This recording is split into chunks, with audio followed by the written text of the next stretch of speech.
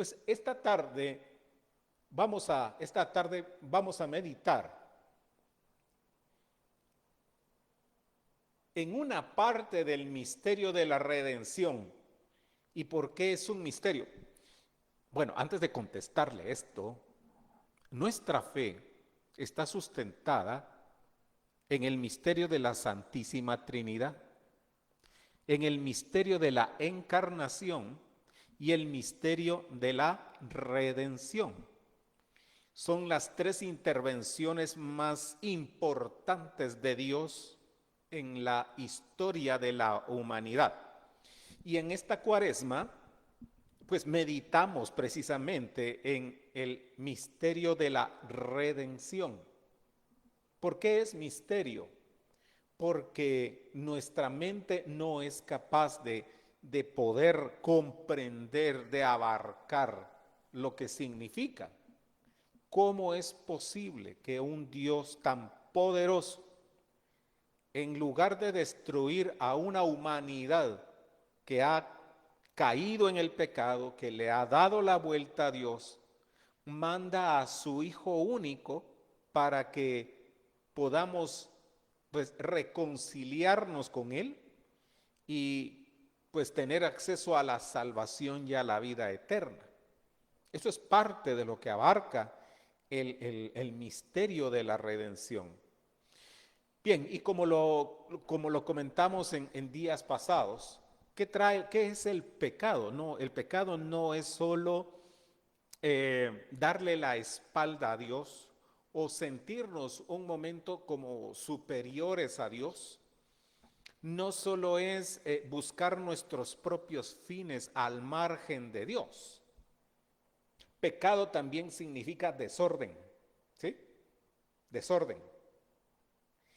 Pecado también es no tener la capacidad de gobernar nuestra vida conforme valores y principios, pues, sanos,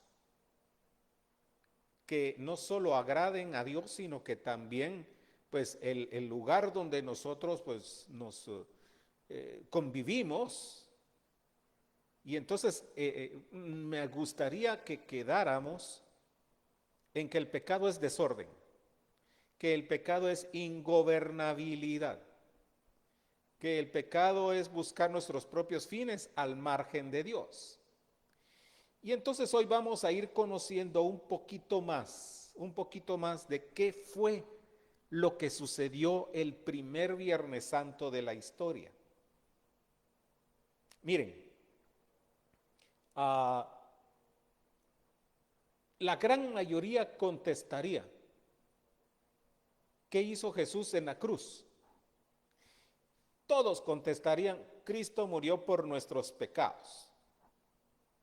Y estaría muy bien contestado.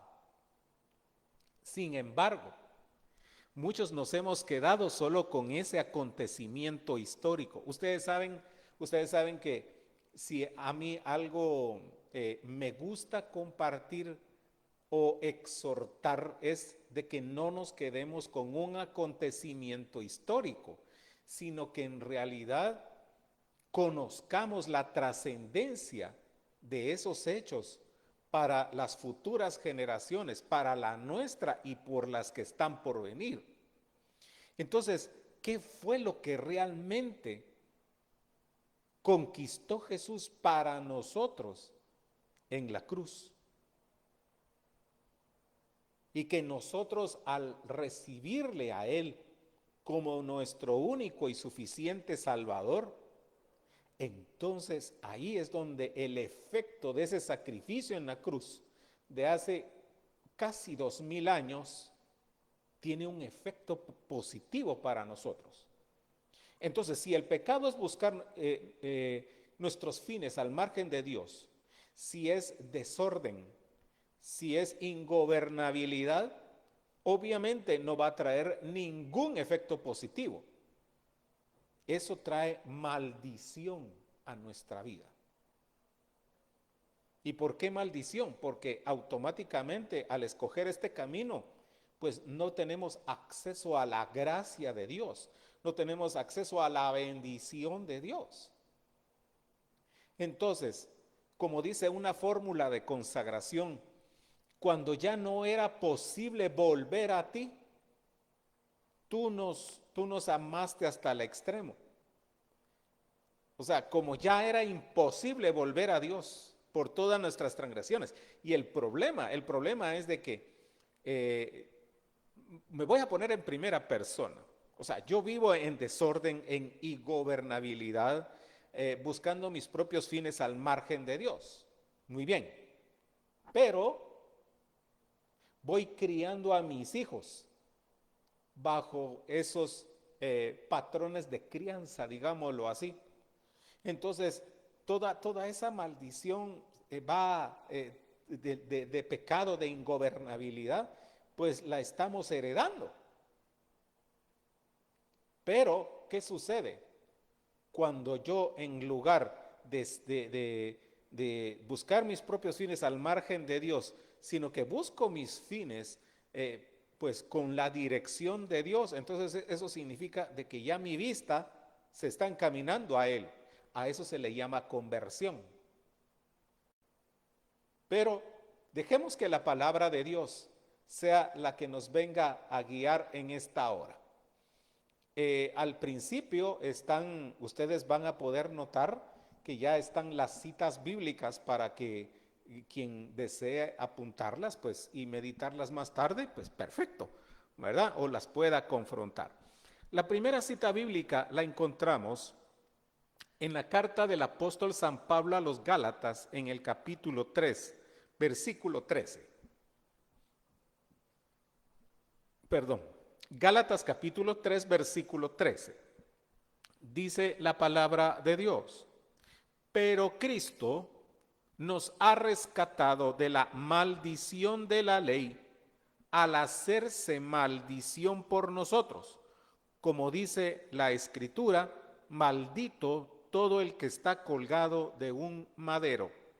Palabra de Dios, te alabamos, Señor. Muy bien.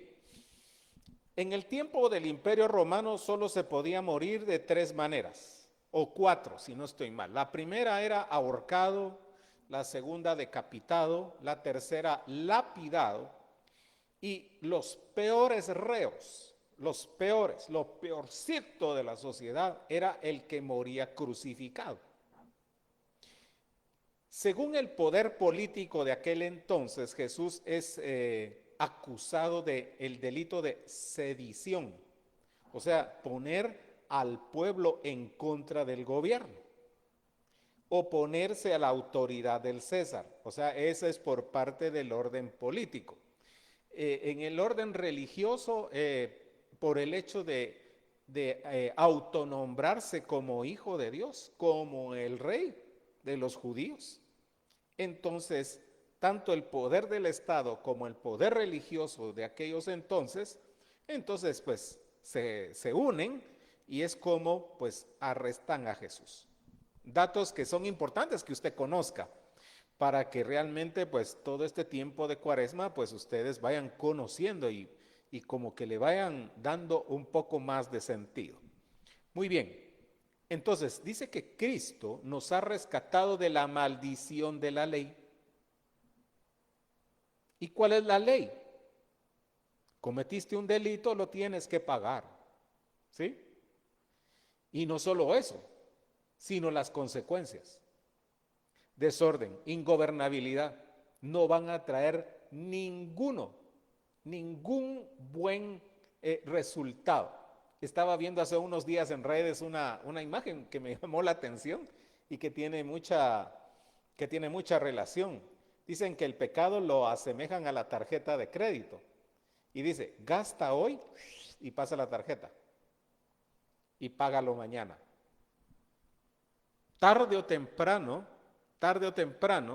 tenemos que pagar. Pues hermano, en buen guatemalteco, los elotes que nos hemos comido. Dicen que la vida es como un restaurante. Nadie se va sin pagar la cuenta.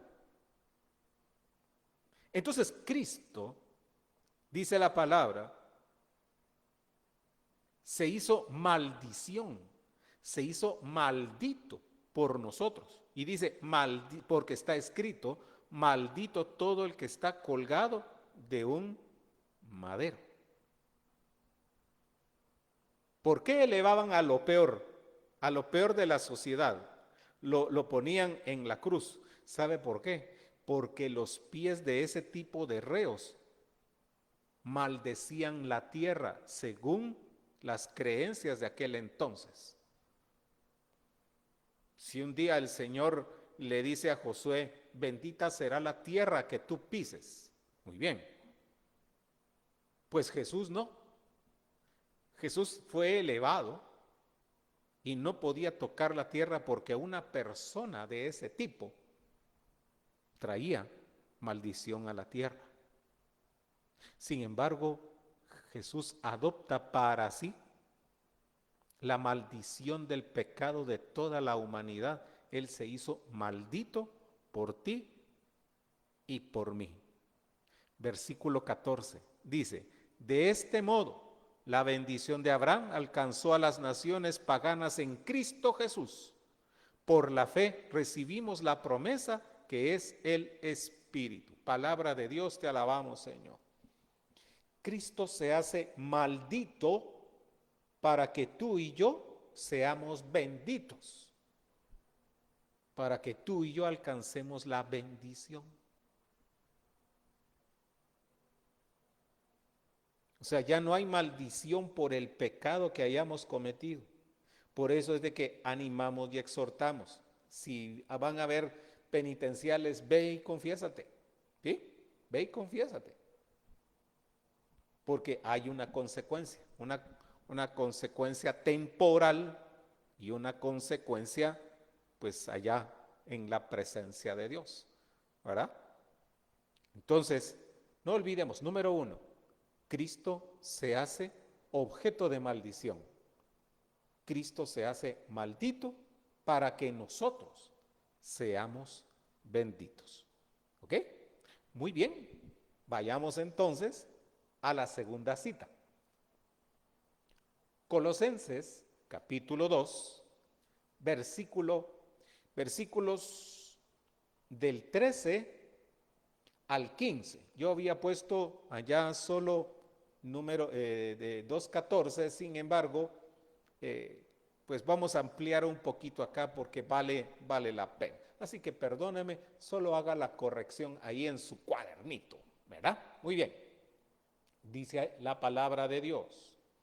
Ustedes estaban muertos por sus pecados y su misma persona no estaba circuncidada, pero Dios los hizo revivir junto a Cristo.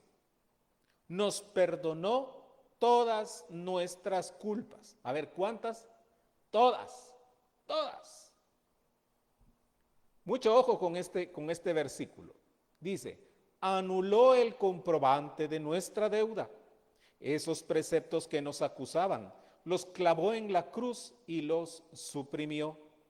Les quitó su poder a las autoridades del mundo superior, las humilló ante la faz del mundo y las llevó como prisioneros en el cortejo triunfal de la cruz.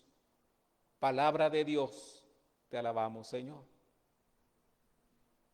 A ver, ¿qué trae el desorden? ¿Qué trae la ingobernabilidad? Muerte.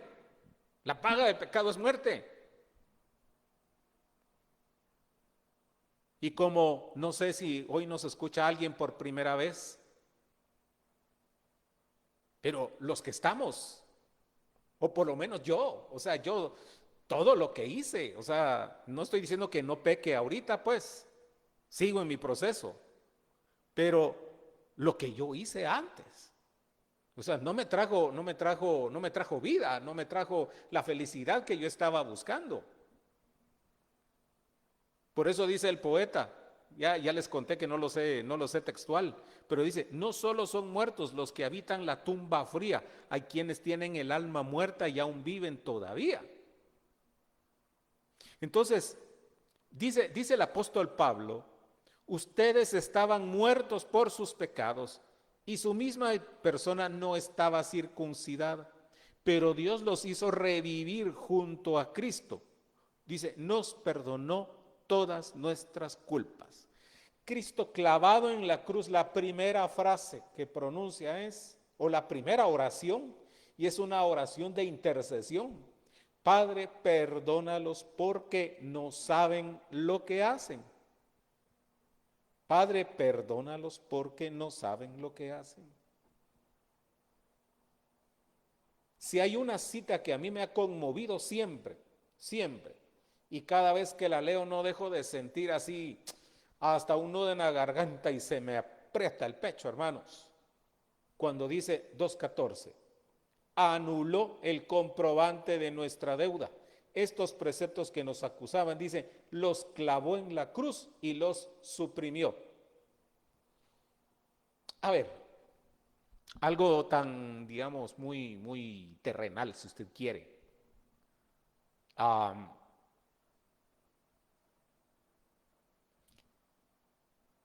Si usted tiene una deuda y usted el día de mañana recibe una carta que dice, mis distinguidas, voy a tomar un nombre, no, mejor no, voy a tomar el mío.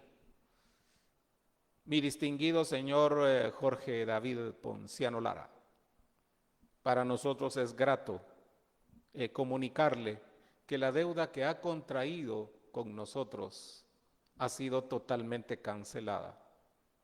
Quien la pagó pidió que no reveláramos su nombre, pero nos es grato comunicarle y gracias por confiar en nuestra empresa y quedamos a sus enteras órdenes. Atentamente, fulano de tal. A ver, si usted recibiría esa carta, ¿cómo se sentiría? ¿Liberado, sí o no? ¿Liberado de esa deuda, sí o no? Y si esa deuda usted ya no la podía pagar, pues posiblemente le esperaba la cárcel o el embargo de sus cosas. En fin, había un tormento. Sin embargo, dice que esa factura, por todo lo que yo había hecho, en virtud de mis errores, de buscar mis propios fines al margen de Dios, de mi desorden, de mi ingobernabilidad.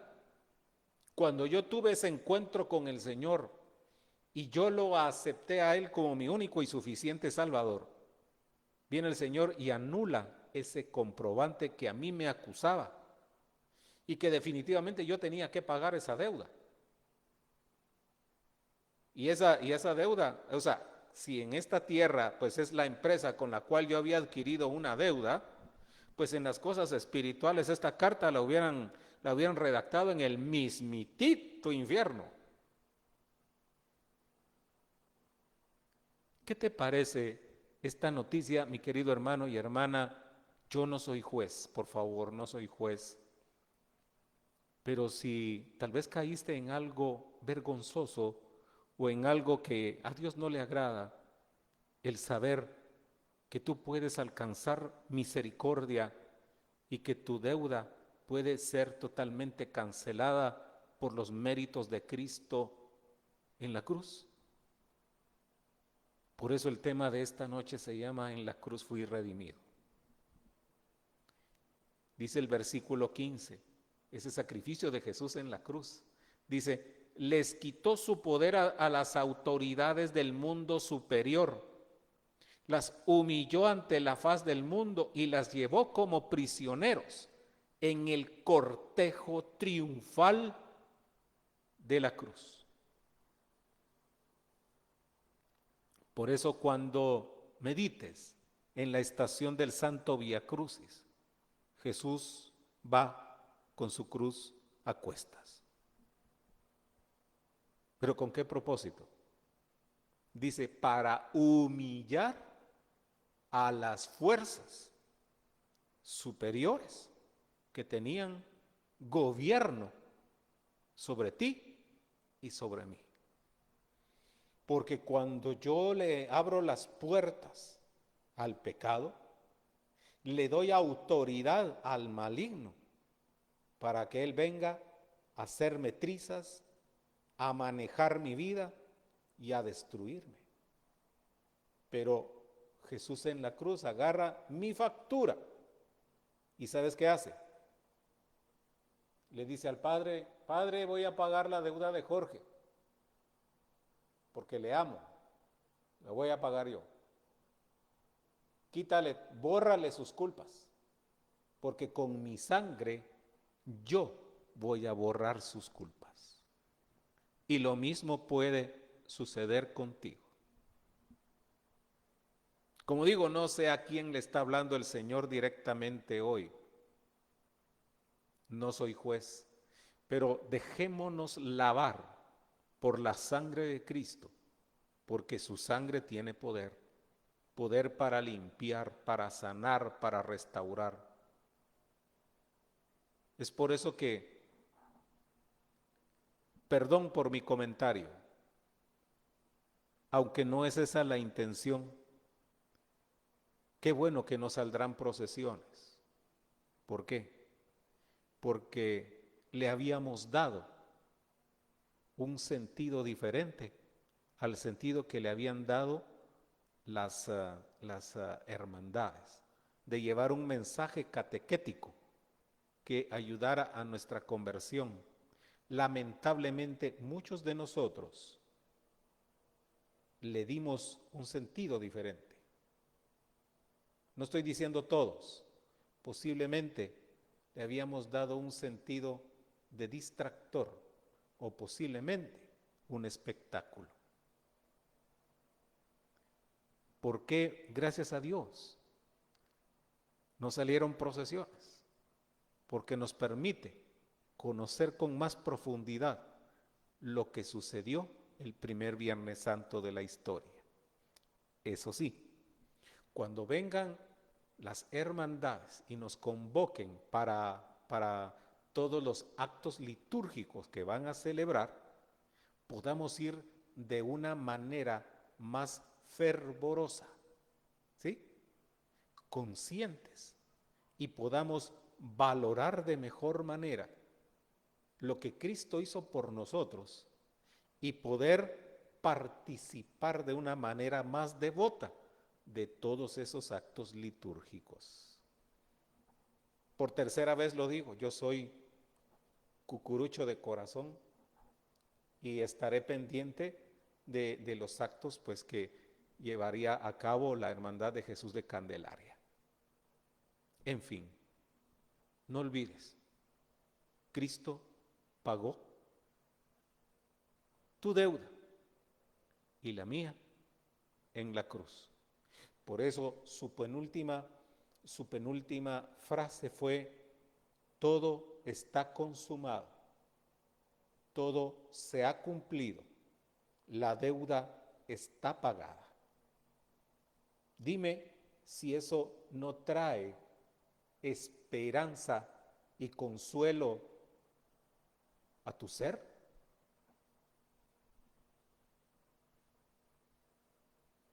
Añadida la absolución que recibimos del sacerdote. ¡Wow! ¡Qué poder liberador, por Dios santo!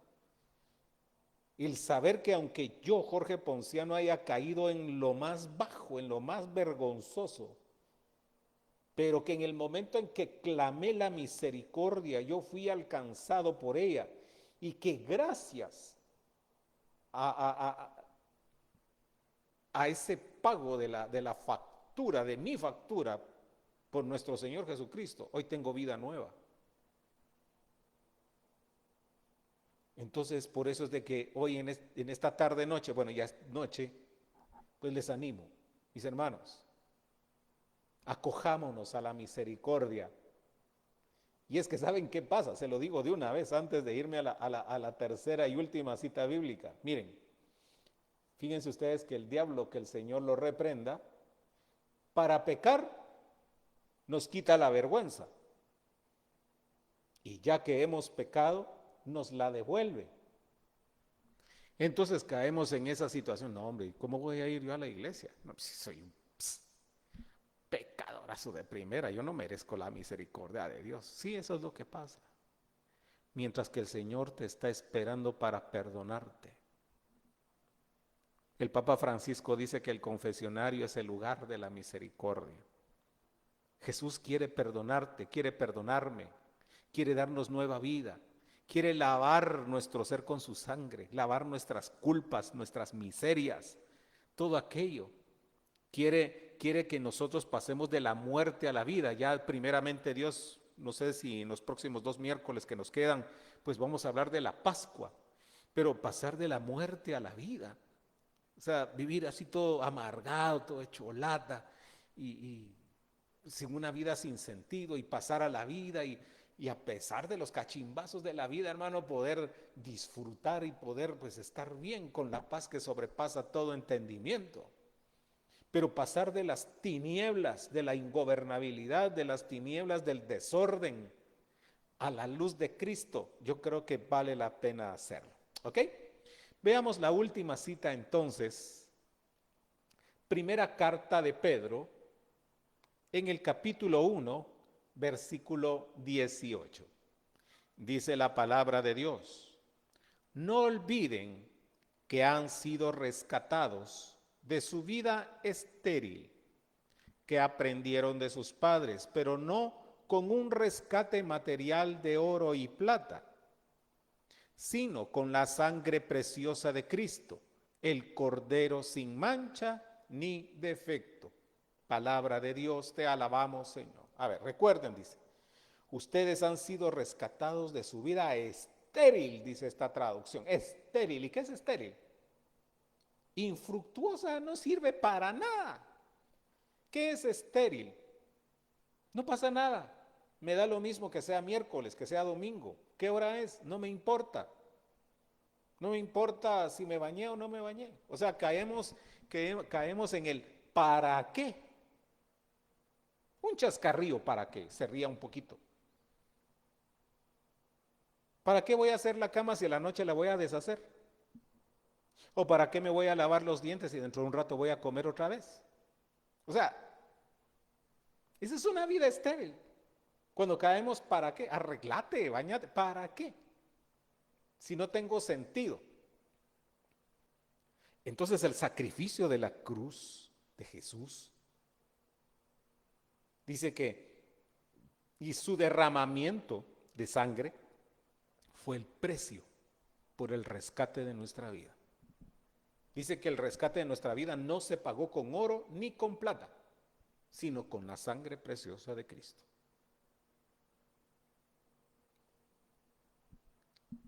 ¿Y qué nos trata de decir la palabra, este pasaje?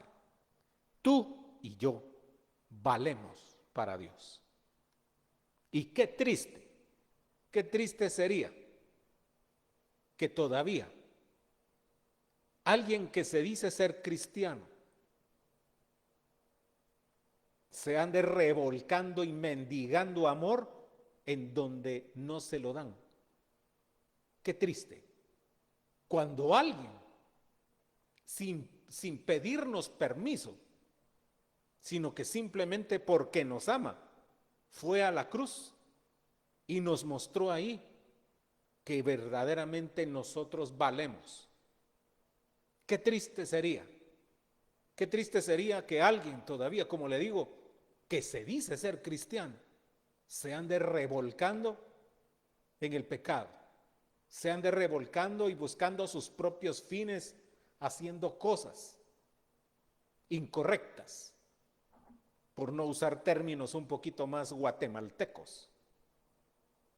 Pero, sin embargo, para quien hoy se siente poca cosa, para que tal vez alguien le dijo, vos no vales nada, por X o Y razón, hoy el Señor te dice, tú vales el precio que yo pagué en la cruz por ti, y es mi sangre, porque tú vales muchísimo más que cualquier cantidad de oro y plata juntas. Tú y yo, mi querido hermano y hermana, valemos la sangre de Cristo. Nos podrán denigrar, nos podrán discriminar por nuestra condición económica, por nuestra manera de pensar, por nuestras facciones físicas, porque tal vez no tenemos un título universitario, etcétera, etcétera. No importa. Que no se te olvide que aunque el mundo nos rechace, y nos diga que no valemos nada, no olvides que en la cruz fue pagado el precio de tu rescate y el precio de mi rescate. 3 momentos, 3, ahí pueden haber muchísimos más, pero con 3 tenemos suficiente para que meditemos.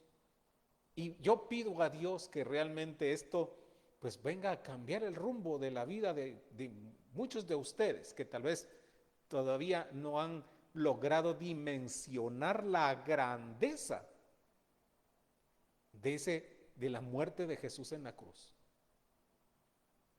Por eso es de que en nuestros templos, en el altar mayor, en la gran mayoría, vamos a encontrar un crucifijo. Y alguien nos dirá, alguien que no sea católico, es que ustedes adoran a un Cristo muerto. Momentito, hay que aclarar. Si bien es cierto, nosotros adoramos a Cristo resucitado, pero no se nos olvida que en la cruz fue donde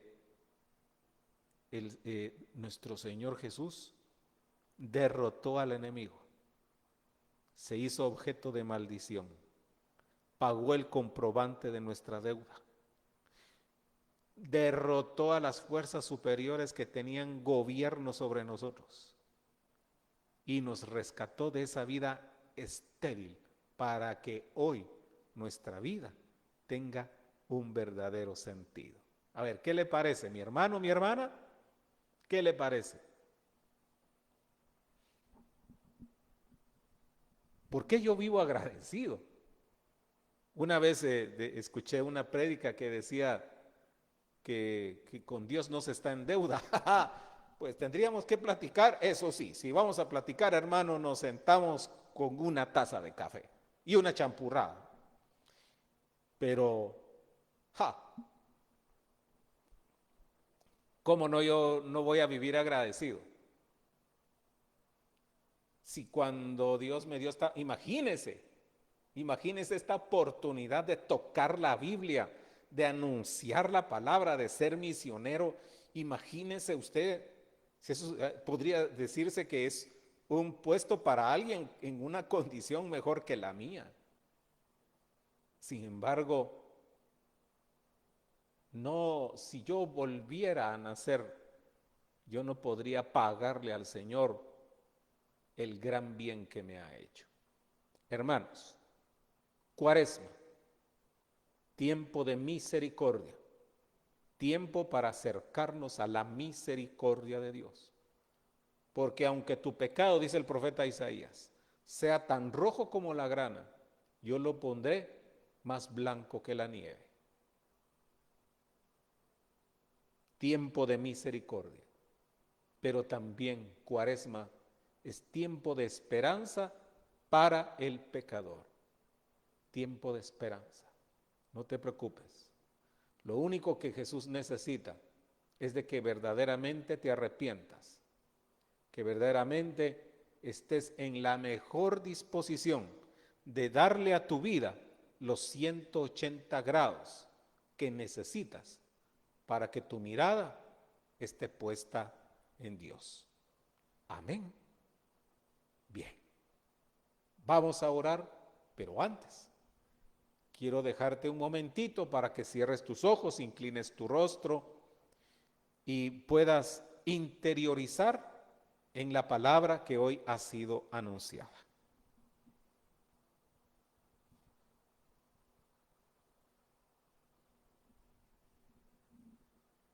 Amado Dios, en esta hora nos dirigimos a ti con la oración que nuestro hermano mayor nos enseñó. Padre nuestro, que estás en el cielo, santificado sea tu nombre, venga a nosotros tu reino, hágase tu voluntad en la tierra como en el cielo. Danos hoy nuestro pan de cada día, perdona nuestras ofensas como también nosotros perdonamos a los que nos ofenden. No nos dejes caer en tentación y líbranos del mal. Dios te salve María, llena eres de gracia, el Señor es contigo. Bendita eres entre todas las mujeres, y bendito es el fruto de tu vientre Jesús. Santa María, Madre de Dios, ruega por nosotros pecadores, ahora y en la hora de nuestra muerte. Amén. Honor y gloria a ti, Señor Jesús. San José, ruega por nosotros. En el nombre del Padre, y del Hijo, y del Espíritu Santo. Amén.